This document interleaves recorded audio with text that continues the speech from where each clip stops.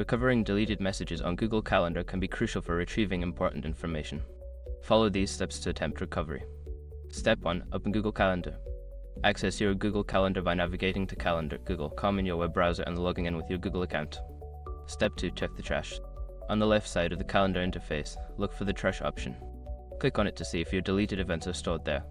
Step 3. Restore deleted events.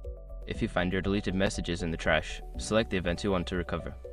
Click on the Restore button to bring them back to your calendar. Step 4. Check email notifications. If you have email notifications enabled, check your email for any messages related to the deleted events. You may find details that can help you recreate the event.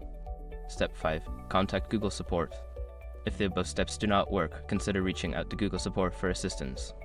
They may have additional options for recovering lost data. In conclusion, while recovering deleted messages on Google Calendar can be straightforward, it may not always be possible. Regularly backing up important events can help prevent future losses.